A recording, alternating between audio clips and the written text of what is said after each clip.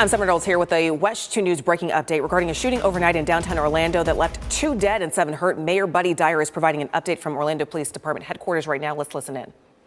Forever change the lives of many others, and our collective thoughts and supports are with the families of the victims and also with those who are injured.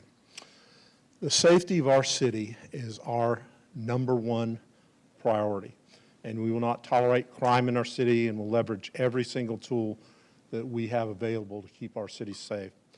In light of this morning's tragedy, I'll be issuing a local state of emergency for establishments within the downtown entertainment area that will end alcohol sales at midnight and implement a curfew at 1 a.m. to 5 a.m. We don't make this decision lightly, and we have pursued a number of measures before reaching this point. Following another tragic shooting downtown, 34-year-old Joseph Torres, we implemented a series of new safety measures, including additional police officers and code enforcement officers, implemented coordinated entry that included weapon screening, and started a SAFE program that included equipping our businesses with additional safety measures, including metal detectors, ID scanners, wands, and security cameras. We want a downtown that is fun and vibrant, but we have experienced lately that brazen criminals are willing to come downtown and shoot and kill innocent victims right in front of our police officers. And it's unfortunate that the changes in the state concealed weapons laws have made it even easier for people to carry guns and bring guns downtown. Honestly, I am frustrated to have to stand in front of you all and again share the news that we have senselessly lost another life due to gun violence, and that's why we are taking this very serious measure of ending alcohol sales at midnight and implementing a curfew for 1 a.m. I am grateful for the Orlando police officers who acted swiftly and heroically to arrest a suspect and prevented this tragedy from becoming even worse. I'm going to turn it over to the chief to give you an update on what they have learned.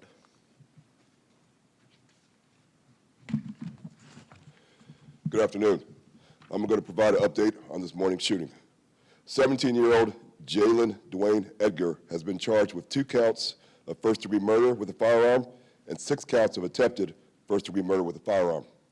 The 9 victims range from 18 to 39 years old with various injuries.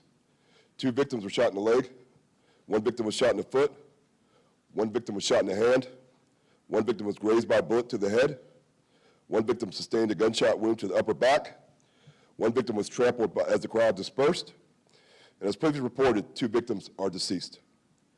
In the last 6 months, the Orlando Police Department's proactive efforts have resulted in the seizure of 151 crime guns in downtown Orlando and 309 guns over the past year.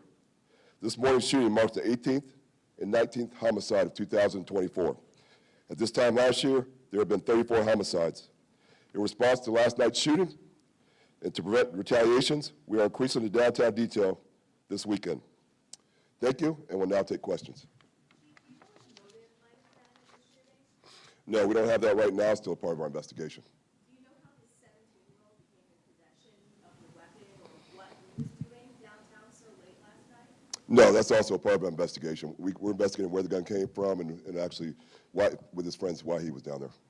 When many people go out, you look for a sense of security. You see all of those police officers in one place, you tend to feel a little safer. What do you say to this blatant disregard? Because the 17-year-old was within feet of officers and their vehicles. So there's a lot of good people who come downtown, but there's a lot of bad actors. Some people just don't care. Whatever their beef is, their issue with somebody, they're going to shoot no matter what. They're going to walk by the officers. In this one, we were able to basically follow his path and see him walk by more than 10 officers, paid them no attention, obviously saw them because he walked right next to them, but still went and did what he was going to do. So what do these measures do if someone is intent on carrying out something like that? So our job is to try and prevent it. We're going to have a lot of officers there. We do a lot of proactive work, like our TAC units, our bike units. They're riding the parking garages. They're talking to people about their cars. We're doing traffic stops. We're very proactive. And one thing I will say, the last major shooting was probably 2 years ago. And if you're going to have that many people downtown and there's no way of checking people for weapons, checking people for what their intent is, every once in a while you're going to have these kind of issues. But as the mayor said, the city's taking steps to prevent this. We've tried a lot of different things, and now we're going to try this. Speaking of prevention, given this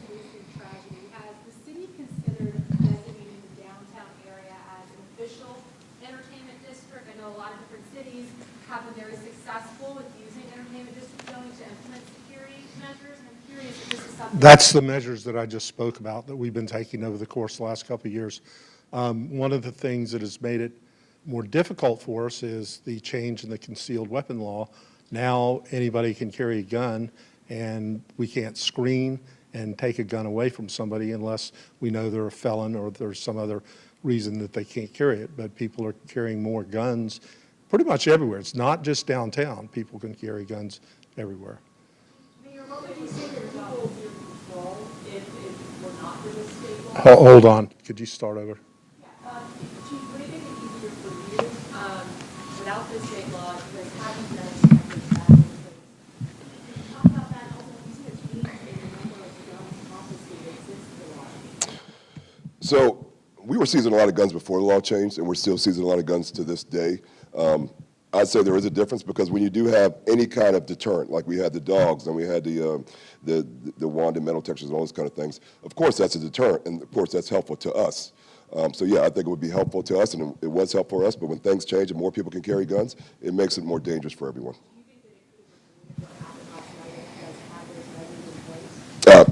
I have no idea. I mean, it could have, but then, it's hard to say. Mayor, what would you say to people who might be nervous to go downtown now, especially with all the efforts to make downtown more family-friendly and to have something like this happen? So we're going to take new measures. We're taking them today. We're going to stop serving alcohol at midnight and have a curfew. Our number one goal, as I said at the very beginning of this press conference, is to have a safe downtown, a safe city, and a safe community.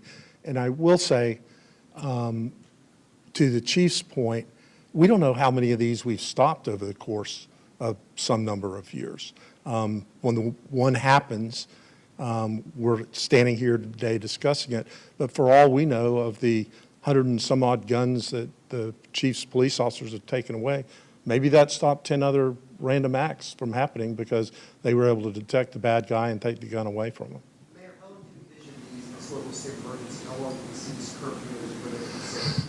So under my emergency powers, I can do it for 7 days. So we will consider what the next step is during the course of the next week. In this case, this was a 17-year-old out that late. Your message to parents, I mean, someone that young, beyond that car on Halloween, and would you consider maybe a longer-term, curfew? Well, any message to a parent would be, don't let your children carry guns and go downtown. It's unfortunate, but we do know that, from what the chief has told me, that his purpose was to be there and do what he did, whether it was a random individual or whether it was a known individual. He did not frequent any of the bars downtown. He came, walked from his car, and did what he did. So he was there to do that, but certainly to any parent, do what a parent should do. Mayor, you talked about the businesses that would be impacted. Have you started reaching out to those who are directly as well as indirectly impacted? This afternoon, all of the owners of businesses that would be impacted had the opportunity to be briefed on that.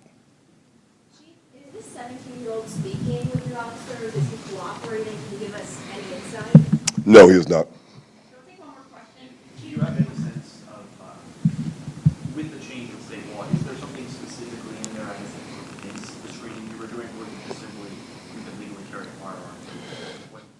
So you can legally carry a firearm unless you fall into a certain category, underage, convicted felons. That's how we still end up making, making arrests with drugs, something of that nature. But for most people, it allows them, without getting a concealed weapons permit, to carry a gun concealed. When people see that video of so many people gathered on Oregon Central, I hear of the those that have walked around the downtown area. Did that allow people to gather so much in that one area? And you think that it's time to change the roadblocks around that spot?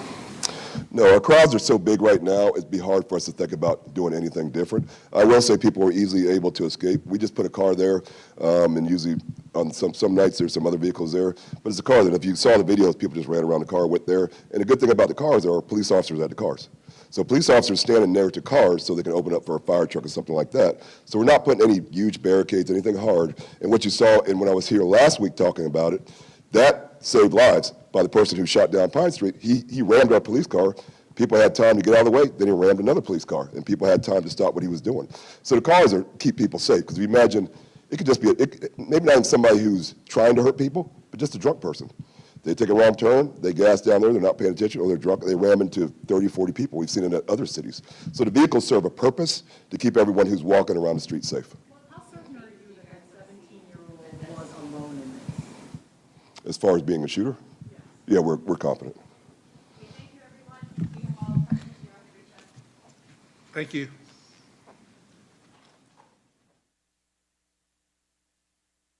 So we have been listening to a press conference, an update from Orlando Mayor Buddy Dyer and, of course, the police chief, Eric Smith. Basically, we're hearing from the mayor saying that he is very frustrated that despite the numerous increased security measures, dogs, wanting metal detectors, increased police presence, that someone would shoot multiple people in downtown Orlando with multiple police officers in eyesight. In response to that, they are now taking measures, pretty strict measures that he says he does regret. But basically, it's a local state of emergency for downtown Orlando businesses where they will no longer be able to sell alcohol after midnight. That starts tonight. So they are going to stop alcohol sales at midnight and enact a curfew from 1 a.m. until 5 a.m. The mayor saying that what happened last night, or early this morning rather, was unacceptable and will not be tolerated. As for the police chief, he did name the suspect. It is a 17-year-old. I'm not sure if we're going to name him for you because of his age at this point, but we do know that he has been charged now with 2 counts of first-degree murder and 6 counts of attempted first-degree murder.